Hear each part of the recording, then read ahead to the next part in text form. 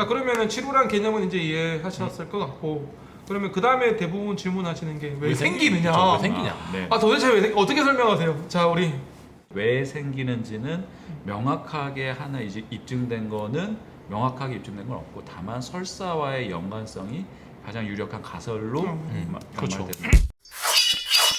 좋습니다. 이제 그러면 이제 원인으로 가야 되는데 원장님은 어떻게 설명하세요? 원인 질문 되게 많이 하시잖아요.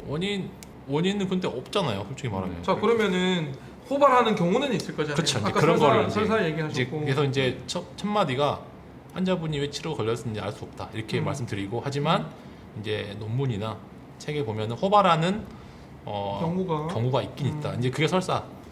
그리고 이제 염증성 장질환. 설사가 근데 워낙 이 호발에 큰 비중을 차지하기 때문에 설사만 말씀을 드려도 뭐 독특한 건 특별한 거는 남자가 많다. 그렇죠. 남자가 많아요. 거의 90%. 네. 그래서 남성 호르몬이랑 연관이 있다고 얘기도 있어요. 네, 맞아요. 그리고 근데 이제 남자가 왜 많은지는 아직도 잘 안 밝혀졌잖아요. 이게. 어쨌든 남자가 많다. 네. 그렇죠. 그다음 두 번째는 약간 좀 뚱뚱하신 분이 많다. 네 맞아요. 네. 네. 좀 비만. 네. 딱 특징이 있잖아요. 저희가 외과 진료를 보면서 표피낭종이라든가 화농성 한선염이 잘 생길 만한 분들도 비슷한 맞아요. 유형이 있잖아요. 네. 일단 땀 분비 많고. 네. 네. 그런 분들이 좀 치료도 좀 그러니까. 더 잘생기시는. 잘 생길 만한 그런 유형이 아닌가.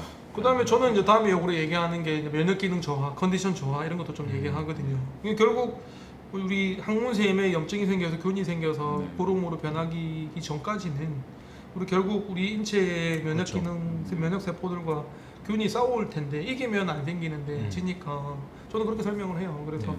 컨디션이 좀 안 좋거나 무리하거나 피곤하거나 뭐 이렇게 면역 그렇죠. 기능이 좀 그렇죠. 저하된 경우 그런 보통 얘기 많이 치료가 하고. 있는 분들이 농양이 다시 재발하는 데 있어서 면역 기능 저하라든지 좀 술 먹고 피곤하다든지 그러니까 항문 이런 게 많이 질환이 생기죠. 그런 경우가 되게 많은 것 네. 같아요. 치질에 혈전 생기는 것도 그렇고 맞아요. 치액이 악화돼서 심해지는 것도 음주. 그렇고 네. 우리 몸이 주는 신호가 아닐까. 항문에 주는 신호. 우리 왜 피곤하면 입에 개양 생기잖아요. 네. 아프다선 개양 생기듯이. 항문에도 생기죠. 항문에도 그런 게 좀 네. 뭐 네. 헐퍼스라든가 네. 뭐 이런 것들이 치질이 악화된다든가. 그리고 저는 이제 또 하나 가장 강조하는 게 뭐냐면 당뇨나 염증성 장질환. 그렇죠. 그러니까 이유가 있는 질병 때문에 생기는 경우에는 오히려 치료 때문에 당뇨를 발견하시는 분도 계시고 많죠. 당뇨가 있으시면 당뇨 조절이 안 되면 네. 당이 조절이 안 되면 치료가 악화되는 경우도 있고 그래서 이 치료 같은 경우 물론 항문 질환이 다 그렇지만 치료 같은 경우는 수술 전 아니면 이제 수술 후라도 꼭 저는 이제 대장내시경을 내장내시경도 하고 저는 피 검사도 합니다. 네, 혈액 그래서 검사, 이제 혈액 혈당 검사에서 검사. 당뇨가 새롭게 발견된 경우가 꽤 있어요. 네. 그리고 저는 이제 염증성 장질환 된 얘기를 되게 많이 하는데 아 해야죠. 네.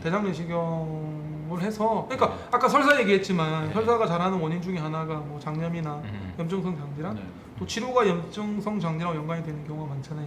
크론병 같은 네. 경우. 그래서 저는 사실 이 부분에서 좀 항상 고민이 되는 게 젊은 남자 네, 네.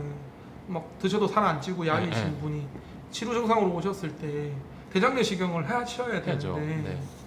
이게 대장내시경이 먼저냐 아니면 수술이 먼저냐 네. 이런 항상 그렇죠. 약간은 좀 고민이 되는 것 같긴 근데 해요. 이제 치료는 워낙 어차피 수술을 해야 되니까 음. 수술은 하는 게 맞을 것 같고 근데 이제 크론에서의 치료는 수술 방법이 달라지죠. 수술 방법과 맞아요. 그리고 네. 수술 후 경과가 완전히 다르다는 달라요. 차이가 있잖아요. 근데 약간 또 고민이 되는 게 뭐, 다시 젊은 사람이 치료를 왔을 때 무조건 대장내시경을 권유하면 사실 혼나거든요. 아니, 저 같은 경우는 이제 직장에 좀 염증이 보였기 때문에 그걸 토대로 이제 말씀을 드렸고 아무튼 그 다음 단계가 이제 치료의 단계를 또 말씀드려야 돼요. 사실 이제 우리 녹화하기 전에 치질은 길었지만 치료는 좀 간단히 우리가 할 수 있죠. 끝나고 우리 좀 뭐 밥도 먹으러 가기로 했는데 야 이거 뭐 시작부터 아니, 근데 우리 이거- 뭐 1분 1-1번 하고 있는데 지금 아 근데 환자한테 설명하잖아요 단계도. 네. 왜냐하면 그렇죠. 거기에 맞춰 네. 수술을 해야 되니까. 일단 뭐 편하게는 단순 치료, 복잡 치료 그렇죠, 맞아요. 이렇게 일단 네. 저는 얘기해요. 전 되게 간단하게 얘기해요. 교과서적으로는 되게 복잡하게 돼 있잖아요. 네. 그렇죠. 그 길이 뭐 관략 근간염, 그쵸. 관략 사인 외염, 통과, 올라가느냐. 종류가 뭐 네 종류로 이제 복잡하게 분류돼 네. 있고 그 이후에 다시 이제 세분되죠? 네, 네. 거기서 이제 형태상으로도 뭐 마지형 치료니 뭐 이런 그렇죠. 식으로 많습니다. 분류법도 많고. 그 안쪽의 시작점의 위치에 따라서 맞아요. 뭐 그 하위형, 고위형 음. 굉장히 여러 가지로 나누는데 환자분한테 설명드릴 때 핵심은 이게 단순히냐 복잡이냐, 그렇습니다. 네. 길이 하나냐 여러 개냐, 네. 이 정도가 제일 네. 중요해요. 그리고 깊냐 얕냐, 그렇죠. 이 정도가 제일 중요한 포인트긴 하죠. 네. 그래서 그래서 이제 이제 세부적인 항문외과 의사가 세부적인 치료 계획을 세울 때 이런 세세한 아형들이 그렇죠. 중요하다고 보여요. 왜냐하면 이제 그 치료의 형태에 따라 또 조금 다르거든요. 치료가. 네. 그래서 그 치료를 또 설명드려야 되니까 당연히 그렇죠. 그 아형도 말씀을 드려야 되고 어떤 형태로든 아주 네. 깊게 말씀을 드리든 지금처럼 간략하게 말씀을 드리든 어떤 형태로든 그 분류를 말씀을 드려야 되고 이제 그 치료 그 분류에 따라서 이제 치료가 들어가니까 그렇죠. 어떤 경우는 수술 2번 하잖아요. 그렇죠. 시통법을 그쵸. 하면은 네. 우리가 여기서 어디까지 말씀을 드릴지 저는 그냥 단순 복잡으로만 그럴까요? 설명드려도 될 것 같고요. 서전인데 좀 깊게 가요? 좀 깊게 가요? 자료화면 준비해 주시고요. 이게 조금만 더 말씀을 드리면 궁금하신 분이 있을 수 있으니까 네, 이제 써져주니까. 거의 이제 아주 공통적인 분류는 이제 1, 2, 3, 4까지 나눕니다. 네, 자료화면 준비해 주시고요. 네. 타입 네. 1은 네. 그냥 외 간략근만 약간 물고 갈 수 있는 이제 아주 얕은 피부에 약간 얕은 아, 네. 이제 있고요. 너무 행운이죠. 그렇죠. 너무 그렇죠. 다행인 너무, 거죠. 그렇죠. 네. 그때 수술하면 재발도 거의 안 하고 네. 그렇죠. 아프지도 뭐, 않고 네. 뭐, 수술도 네, 빨리 끝나. 금방 끝나고. 저희도 좋아요. 네. 저희도 좋고. 예. 네, 환자한테는 다행인 거죠. 그리고 타입 2는 네. 약간 내 관략근까지 약간 물고 들어가는 이제 그 관략근 사이형이라고 하는. 이제 거기까지도 괜찮아. 예, 괜찮아요. 괜찮습니다. 네, 아직 네, 괜찮습니다. 괜찮습니다. 네. 3형은 이제 외 관략근을 완전히 뚫고 아, 그렇죠. 가는 이제 거기부터는 이제 고위 치료라고 저희가 그렇죠. 부르죠. 네. 타입 3부터. 금병원 한번 가보시는 게 좋겠습니다.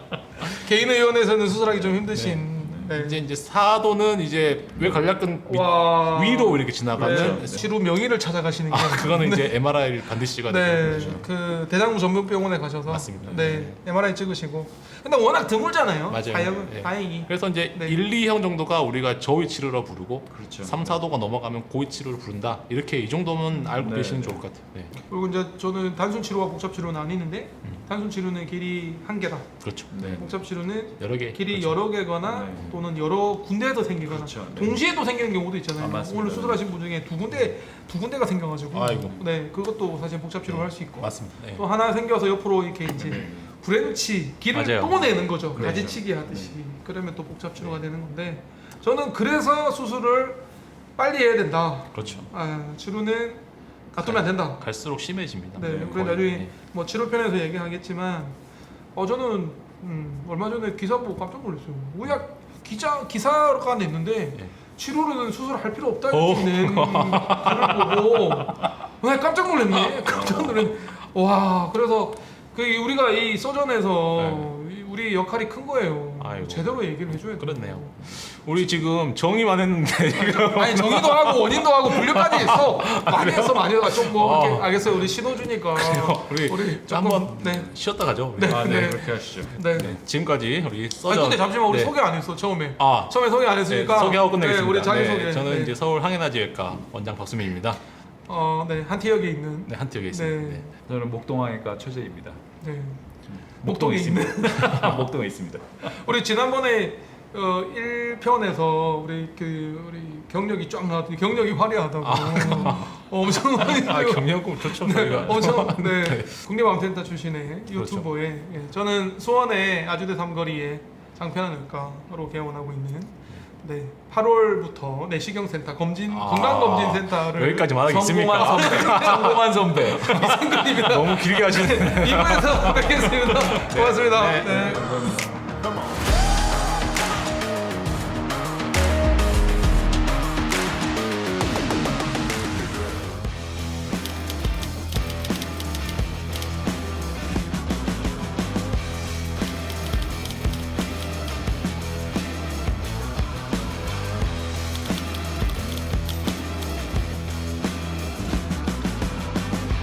치료 진단에서 제일 중요한 거는 뭐니 해도 위험 발언입니다. 삐. 진단 얘기, 항문 초음파 얘기하기 전에 하고 또 얘기하고 싶은 거는 그거예요.